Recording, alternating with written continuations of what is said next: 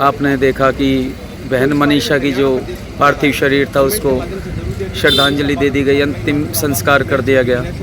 तो क्या लगता है, आप इसी गांव से हैं? नहीं, मैं अपने सातवास से हूँ, अस्सी से। जी।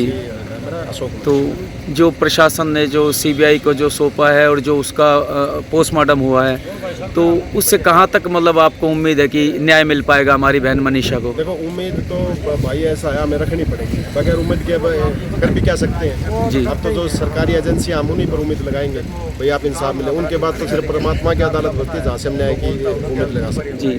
अच्छा, एक चीज़ मैं और पूछना चाहूँ, आज कल ही मैंने एक न्यूज़ देखी है कि गोल्डी बराड़ और लॉरेंस बिश्नोई ने एक सरकार को चेतावनी दी है कि या तो आप मनीषा बहन के साथ न्याय कीजिए और नहीं तो फिर बहन को न्याय हम दिलाएंगे। तो इस बारे में आपका क्या मानना है? अगर प्रशासन न्याय नहीं करता और वो न्याय करते तो फिर कैसा महसूस करेंगे? क्या इस बारे में कहना चाहेंगे? देखो भाई, अभी तक मुझे इस चीज़ की कोई सूचना नहीं है कि लॉरेंस बिश्नोई ने इस तरह की बात कही है, लेकिन एक और भाई भी बता रहे थे। मैंने 4 से 5 न्यूज़ चैनल पे यही चीज़ देखी है। देखिए, लॉरेंस बिश्नोई भी है तो इंसान ही, जो गुस्सा देश में वो उसमें भी बिल्कुल। हाँ।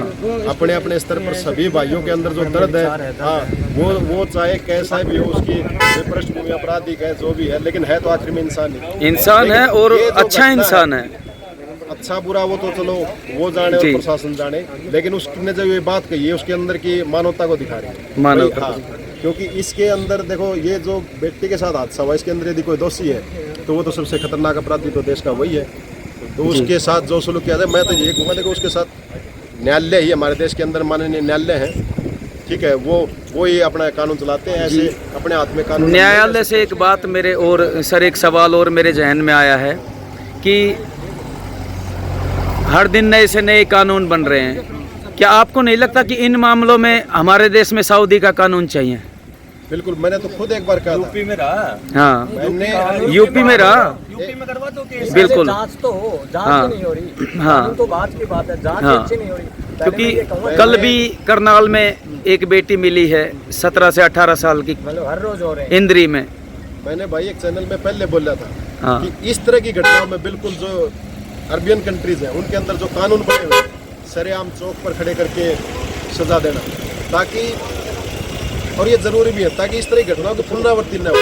देखिए, एक इंसान चला जाता है इतनी दर्दनाक हालत में जाता है, तो उनके लिए तो रोकथाम जरूरी है, और वो रोकथाम तभी होगी, हमारा कानून लचीला है, लचीला कानून है। निकल के चले जाते हैं, बिल्कुल अपराधी निकल के चले। और बिल्कुल भाई ठीक कह रहे हैं, बार बार यूपी में योगी मॉडल में बिल्कुल योगी मॉडल से मैं योगी मॉडल ही चाहिए भैया। राज्य ही खराब है यहाँ का। योगी राज में करके दिखाओ तुम ना, घंटे 24 घंटे भीतर अपराधी को सजा मिलनी चाहिए, जल्द से जल्द मिलनी चाहिए। हमारी न्यायालय प्रणाली कुछ ऐसी है जिसके अंदर से अपराधी बच के भी निकल जाते हैं।